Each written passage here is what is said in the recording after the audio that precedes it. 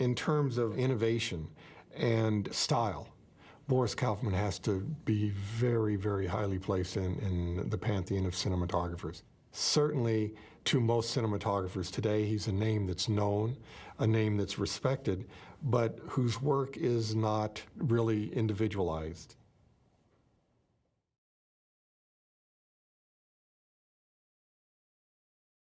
Boris Kaufman was the youngest of three brothers. The other two brothers were filmmakers as well, cinematographers, directors. The oldest one was Dennis Kaufman, who was born probably about 1895, I think, and he adopted in the Soviet era the name Dziga Vertov, and was a theoretician and director, cinematographer. Did a very famous film from 1929 called Man with a Movie Camera, which was photographed by the other brother, Mikhail, who was the middle brother, who was born, I think, just a couple of years after Dennis. There's some question when Boris, the youngest son, was born. If he was born when some people say he was, then all three sons were born within like 18 months of each other. But he may have been born in 1906. All of them in Białystok, Poland, which at the time was politically aligned or possessed by Russia. And then when the First World War broke out, and I guess Germany invaded, the family moved to Russia.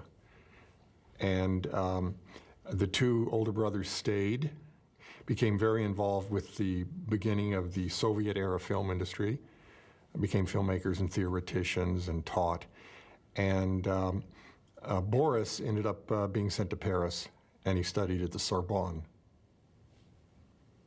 He did maintain contact with his brothers, who were very much in the sort of ferment of Soviet-era experimental filmmaking during the 20s. Certainly he must have been seeing a lot of those films at that time. The early Soviet era was a period of an incredible technical and aesthetic experimentation. The medium was really new, and because it was silent, the images had to carry, obviously, not just the visual, but the dramatic weight. And so it was filmmaking for a brief several decades was sort of freed from any sense of having to have strict narrative dialogue. And the Soviets, and certainly the German expressionists, but probably preeminently the Soviet filmmakers of the 20s sort of embraced that nonverbal aesthetic. Preeminent among them, of course, were Pudovkin and Eisenstein. And Eisenstein's first real international film was Battleship Potemkin from 1925, and it has a lot of visual techniques, compositions, a selection of camera angles that are very much part of that zeitgeist that were also being taught at the Bauhaus in Germany. Boris Kaufman grew up in that ambience, as did Jean Vigo. Boris Kaufman started his career in France, and he did either 3 or 4 films with Jean Vigo, who died very young in 1934 at the age of 29. And they were very experimental films. They were done, certainly the first one, Apropos de Nice, a silent film, was done very much in that sort of almost Soviet-era German expressionist experimental style, camera style, with not a strict narrative. It was an impressionistic kind of film. Vigo was spending a lot of time along the Promenade des Anglais, along the beachfront there, and looking at the vacation people, the sort of sense of indulgence and entitlement and decadence that they represented. And Vigo came from a very strong leftist political tradition. His father was perhaps an actual, anarchist, and was in jail. He had changed his name. He had a politicized name, and he died under mysterious circumstances in prison when Vigo was still quite young. But Vigo was very much privy to and heir to that sort of leftist socialist, tradition from his father, and that permeates the whole content of Apropos de Nice. And Kaufman obviously had to have been in a sympathetic world of that. I don't know much about Kaufman's actual politics, but both of his brothers were, political filmmakers in the Soviet Union at the same time. So, it was very much in the air, of course, at the time around the world. And the title card for Apropos de Nice, after the title card, lists both Kaufman and Jean Vigo as co-filmmakers. It's a shared card, and the only other time I can think of ever having done that was when Orson Welles shared his card with Greg Toland for Citizen Kane. So it's sort of a unique thing, and it's very startling when you see it. So it's really a collaboration between the two. In 1927, I think it was, McHale came to Paris to visit Boris and brought with him a small camera called a Kinamo camera, which was one of the first very small sort of handheld portable cameras. It was originally manufactured, I think, in 1921 or 22 as a hand crank camera.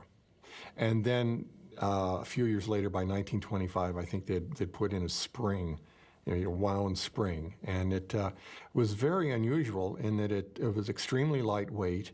It was only about 6 inches high. And it didn't even really look like a camera. It looked like a little leather box. And so it was very easy to sort of just hold it in your hand and shoot. And people wouldn't be aware that you were actually using a camera. So Kaufman had this small camera, and he and Vigo were able to go out on the promenade in Nice and basically shoot dozens and dozens of people without being noticed. And that little camera that they had, the Kinamo camera, was really unique in that it did not have to be threaded. You did not take a roll of film and thread it through, the sprockets and into the gate and everything. You'd open it up, plug the thing in, and I think it was like a 35-meter cassette. And you could just close it up and shoot, and then reload it. Even you could put another cassette in the open light. You didn't have to go into a dark room. So they were able to continue shooting. Not only was the camera basically invisible, but they could reload it and keep shooting, when they found something that was very interesting. And when you look at Apropos de Nice, it's startling how close the camera is to a lot of these people. I mean, it was basically shot handheld. They couldn't have been more than 2 or 3 meters away from some of the people they were shooting. That sense of being so close to the subject is something that, it seems to me, is not just there from the beginning in Kaufman's work, but it's all the way through. And if you look at just the way he used close-ups in the later films, even as late as, say, The Fugitive kind or in Long Day's Journey, but particularly in 12 Angry Men, when you get into the intense close-ups, there is, for me, a kind of hearkening back or an evocation of the way he used the camera at the very beginning of his career. You see it in Apropos de Nice, you see it a little bit in Zero de Conduite, but you see it in the feature, you see it in Lot et Lot. I mean, there are scenes in Lot et Lot where you feel the camera is right on top of Dita Parlo and Michel Simon. The scene in the barge in Michel Simon's room where he's showing her all of the artifacts that he's collected from around the world. The camera is literally right on top of them. Obviously it was a set. There's no way they could have got a camera and lights in there. That was part of the set that they did. But it feels, in terms of its sense of a claustrophobic space and the way the camera was used and the kind of stuffed, tight compositions in there, that you are in an actual space. And juxtaposed to it is a sense of the wider space. The exterior scenes in that very severe winter with the short days and the low light.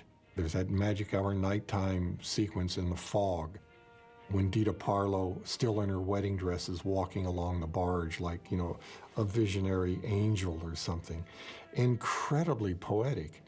And there are images like that all the way through the film. I mean, they were, that barge was out on the canals and the waterways and the Seine in that very severe winter, and you see a lot of traffic, a sense of changing light and changing, space.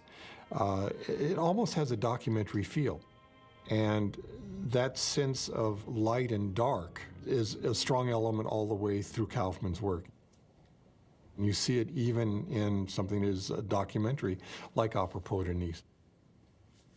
Of course, it's much stronger by the time you get to Zero de Conduite, which is, a fictional film, and has a lot of interiors where the lighting, of course, was able to be controlled a lot more. Very bold. It is sort of an indication, I think, of just how meticulous, even at that early a point, Kaufman was. To place the lights as carefully as he did, and lighting such specific small areas, even in that film, was something that was not generally done. I mean, a lot of the European films, especially of that time, had a more general kind of lighting. You look at most of the Renoir films from the early sound period, and they're not nearly that dramatic. So I think that Kaufman, even from very early on, was somewhat anomalous. When Vigo died, he was sort of a very promising director, and Kaufman, even though he had worked on a few documentaries before Vigo, he kind of got his teeth, with Vigo. And when Vigo died in October of 1934, I think Kaufman, still very young, was cast adrift, and he righted himself very quickly. And throughout the 30s, he worked with a large number of French feature film directors, and had what looked to be like a very major career in the French film industry. When the war broke out, he was drafted, and he served briefly with the French army until France surrendered, and he somehow escaped. I don't know how, but he somehow got himself to Canada. And for a brief period of time, he worked in Canada for the Film Board, doing documentaries under John Grierson. And sometime in 1942, he actually came to the United States, and he settled in New York. And he started making a number of documentaries and shorts in New York, some of which were, I think, wartime propaganda films. In 1947, he did a very highly esteemed, almost feature-length film for the United States Information Service called Journey into Medicine. And on the basis of that and a couple of other films, he established, I think, some sort of, legitimate credits in the New York filmmaking system, and eventually that led him to Elia Kazan. It's my understanding that when Boris Kaufman met with Kazan, he was able to show him some of his documentary work, which obviously, especially a film like Journey into Medicine, which I do think that Kazan saw,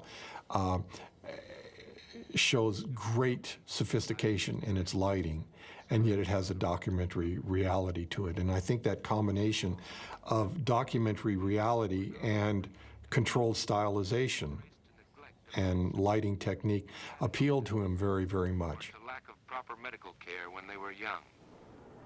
He wanted him to see La de Lant, but there was no print available in the United States. And it's too bad in a way, because what could have been a more perfect bridge, for Kaufman between, a film that takes place on a barge on the waterways, and then Hoboken, New Jersey on the docks and on the waterfront. I mean, there's a thread. There is a thread of water and boats, linking the two in a very beautiful way. And I am merely supposing this, but my own sense is that some of the sense of space and the sense of poetry that is in La de Lant and the controlled use of light percolates through into On the Waterfront. And there's a certain irony to the fact that he actually hired Kaufman, because Kaufman was the youngest of three brothers, the other two of whom were, communists living and working in Soviet Russia at a period when, in the American film industry, the House Un-American Affairs Committee was attempting to purge Hollywood. And the irony, of course, is that one of the friendly witnesses to the committee was Elia Kazan. And, he had to deal with that for the rest of his career, even up to when he got the honorary Academy Award. So there's a tremendous irony that it was a confirmed anti-communist, a testified anti-communist, who hired this Polish-Russian cinematographer who must have been on the FBI's radar anyway, because of his two brothers, living in New York, and yet he hired him. I mean, there's sort of a delicious aspect to it that it's kind of like Nixon going to China.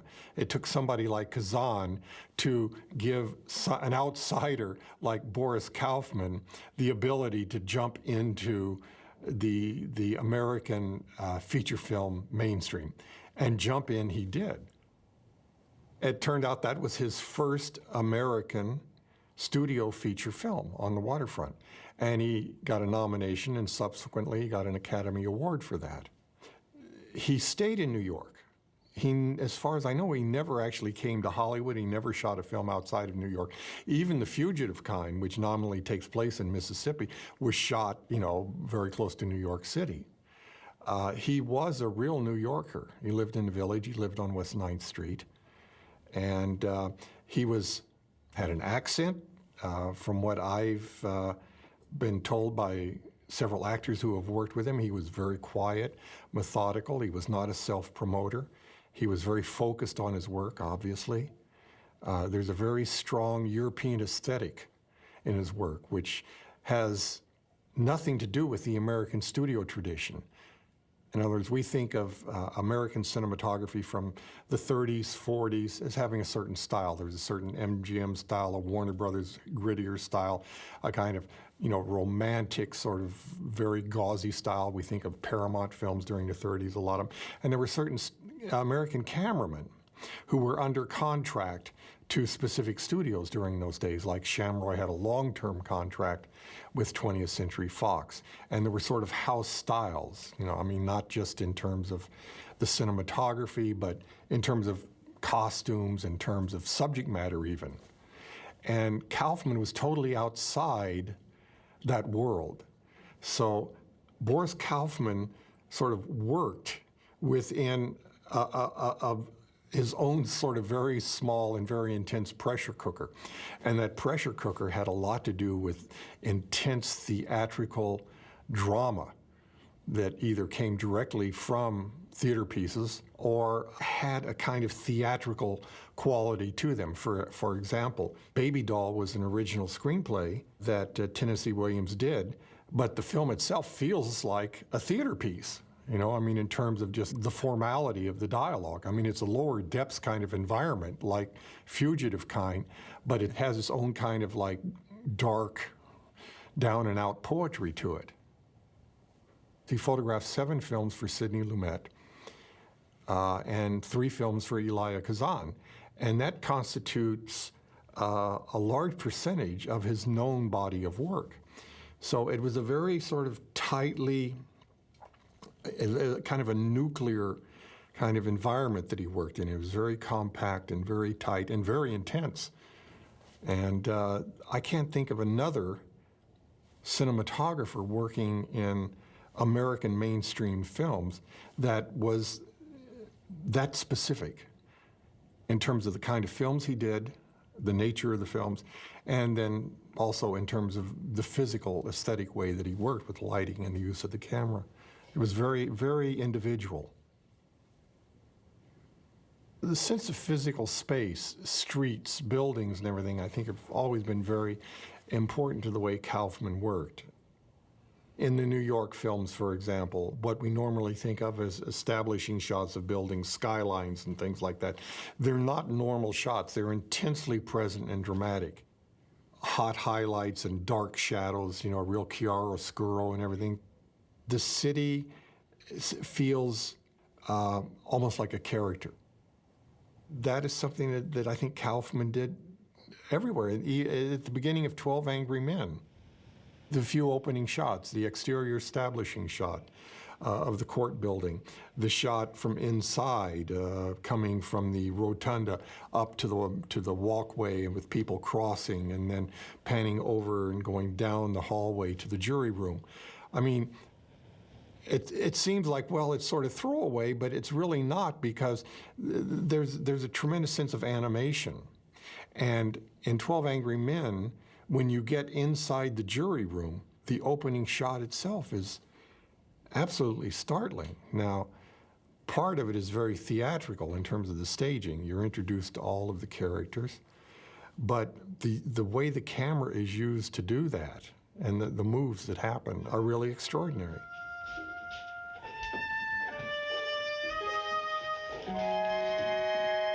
A lot of what we see in 12 Angry Men that I think embodies Kaufman's style is in the compositions more than the lighting. When they come into the jury room, which is 6.5 minutes long, it's a high angle across a fan at one end of the room. Jack Warden comes in and he tries to turn on the fan. And then as he walks away, the fan won't turn on, the camera booms down and starts to move down the table. And during the course of the next 5.5 minutes, it moves basically through most of the room back and forth, and we are introduced to different groups of the jurors. And we also get a strong sense right away that Henry Fonda is the one character that seems to be outside. He immediately goes to the window and he stands there. It's an amazing shot. It has very tight compositions. A lot of the moves are not terribly complicated moves, but they're all very meaningful. And I think that shot, even though the mise en scène, the choreography of the actors obviously was something Lumet, created, I think there was a real dialogue between him and Kaufman about how to do that. As we go through the film and we see an increasing use of 2 shots, tightly composed 4 shots, a variety of angles down the length of the table where we see 6 and 8 people stacked up. I think those are really Kaufman's compositions. I mean, Lumet coming out of TV and working on a small screen and working with multiple cameras where you could not get one camera in and get those kind of closely observed shots. And we know from several decades' work that that's exactly the kind of presence that Kaufman created. I think that's very much Kaufman's contribution. And then as we get toward the later part of the film, and where it's a little bit darker, and we get slightly more dramatic lighting on the actors, nothing like what he did before, and certainly nothing like what he was doing after in Fugitive Kind. But it has a definite sort of hints that it's Kaufman's lighting. As you go through the movie and it gets more and more jurors start to vote for acquittal, and it gets later in the day, and then the rain comes in and they turn the light on. It does have an evolution in the lighting style. The walls become darker, the shadows become a little bit stronger. The close-ups, especially the very tight close-ups when you get in toward the end, when there's some very tight close-ups with wide-angle lenses, and the lighting has sort of a break across the forehead, where you have a little shadow there, and the backgrounds tend to fall off a little bit more. There is a progression in the lighting style, but it's not much. And I think one of the reasons that it didn't evolve more is because I think probably Lumet, being his first film, probably didn't have the courage to let Kaufman do that. This pure supposition on my part, but on the basis of Kaufman's work before and after, I would say that is not the choice he would have made. I think that Lumet wanted the jury room to look much more open. Take 15 seconds. Now we can spare that, see? One of the things that cinematographers always try to avoid, unless they're trying to make a satiric comment, is to use wide-angle lenses for close-ups and medium shots because of the distortion, and especially back in the 50s when the lenses were not designed by computers yet, and they tended to have more sort of aberrations perspective and chromatic aberrations already built in, it was very dangerous to use a wider angle lens for a close-up. And yet Kaufman seemed to, walk that razor edge between it being arresting and making you feel very present with the shot and it sort of putting you off. Say something! I'm absolutely convinced that the choice of lenses and the kind of configuration of those shots very much must have been what Kaufman was doing. I think he made those choices. In other interviews, Lumet, later in his life, talks about having chosen lenses, and he felt that he knew lenses from the TV days and everything. And he talks about using, longer lenses for close-up and selective depth of field and things like that. But that is actually not what you are seeing at all in 12 Angry Men. You're seeing absolutely the converse of that. You are actually seeing wide-angle lenses in close with a deep focus behind them. I mean, it's something that Toland did and George Barnes did, decades before. But even there, it was done differently. I mean, you look, 12 Angry Men, isn't it? It's the use of the single shots and even two shots, a lot of times there, is so strange. I mean, it's not the way you would think that a Hollywood film would be photographed at that time. It's not the conventional sort of compressed perspective. And it kind of throws you into that moment, into being with that actor. You certainly see it all the way through The Fugitive Kind. The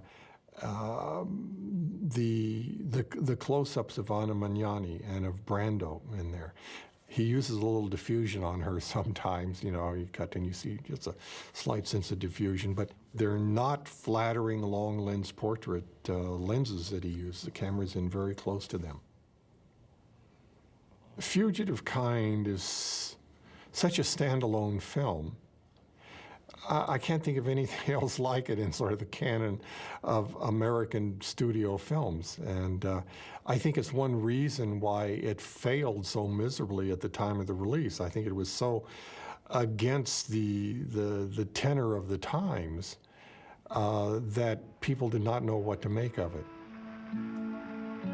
The lighting, when Brando comes into the town in his kind of beat-up jalopy and it's raining, and he turns a corner and there's this unbelievable strong backlight that's behind a tree or something. You see shafts of this light penetrating through the rain and the fog. It literally is, The Fugitive Kind was based on Tennessee Williams' play Orpheus Descending. And I mean, literally, when you first see Brando coming in here in that car, and it's like he's descending into an inferno inside that car. And it's that one shot already kind of puts you inside the space of the film. Fugitive Kind seems to have real physical space.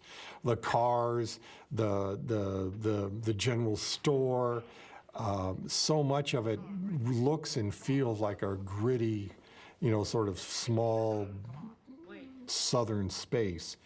But none of it is photographed in a way that looks anything other than incredibly stylized.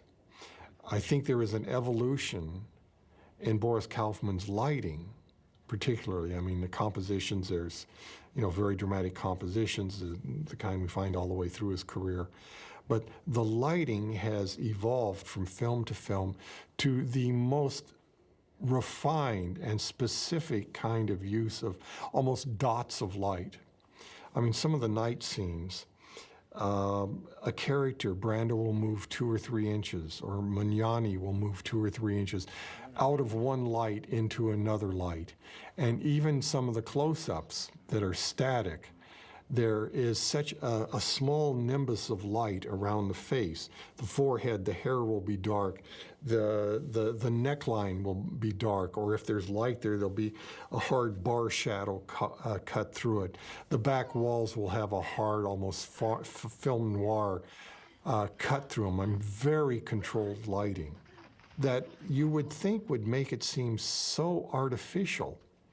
But again, and this is what Kaufman says he wants to do, he wants to get inside the characters and inside the emotional dynamic. To go on leaving. One of the sort of abiding truths, I think, in the work of Boris Kaufman is you never feel he was doing any kind of a trick, either in the lighting, the composition, the camera movement. It was all to serve what he felt was the emotional state of the film.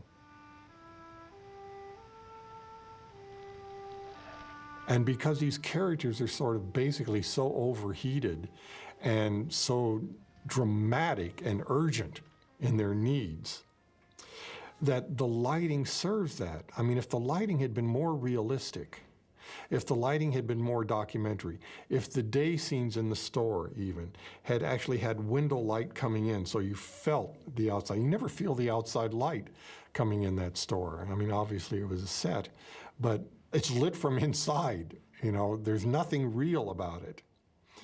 And that was a very brave choice to have done through the film. I mean, there are people that have said that Boris Kaufman worked very slowly. But he's also been defended by Kazan, I think, saying, you know, that it takes a long time to write poetry. And as a cinematographer, when I look at the lighting in The Fugitive Kind and I see how specific it was and how many small lights he used, every light, whether it's a big light or a small light, has to be set and controlled, and it takes time.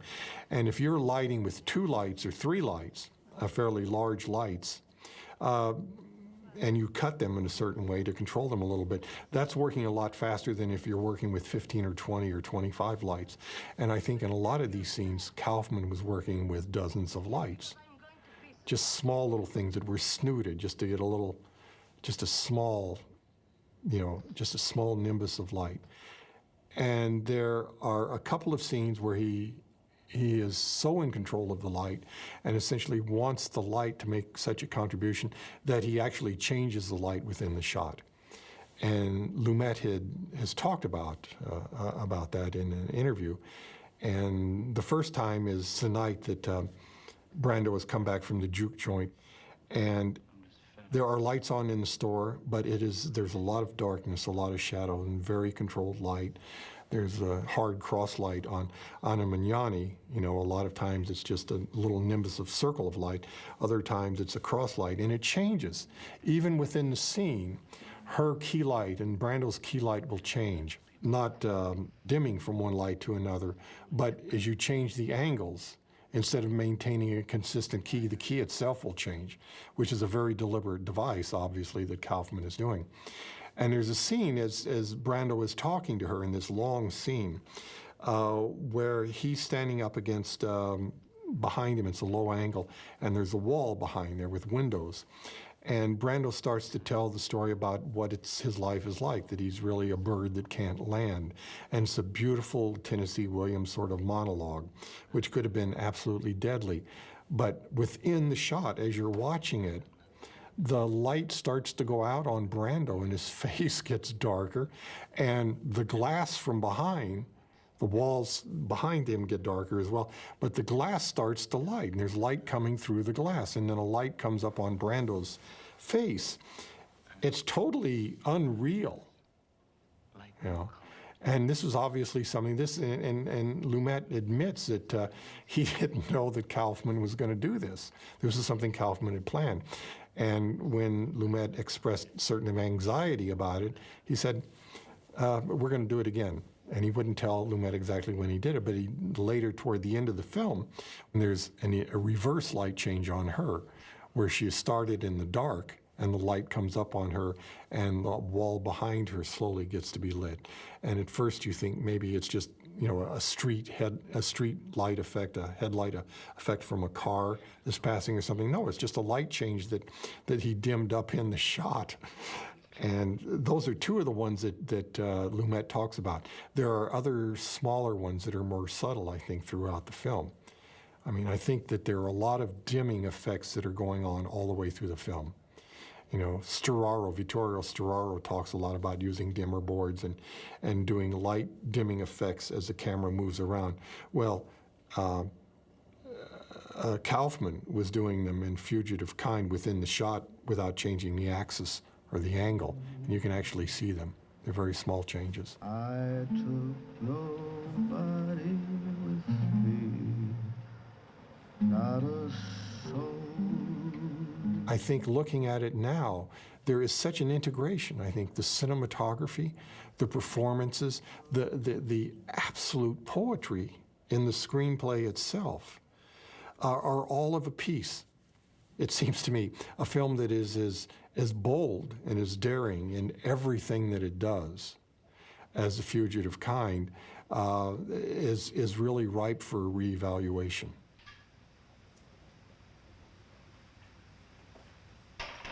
For me as a cinematographer, and I think for any cinematographer that is discovering Kaufman, and I think in a way he is just now really starting to be discovered as we're getting very high quality remastered DVDs of some of his work.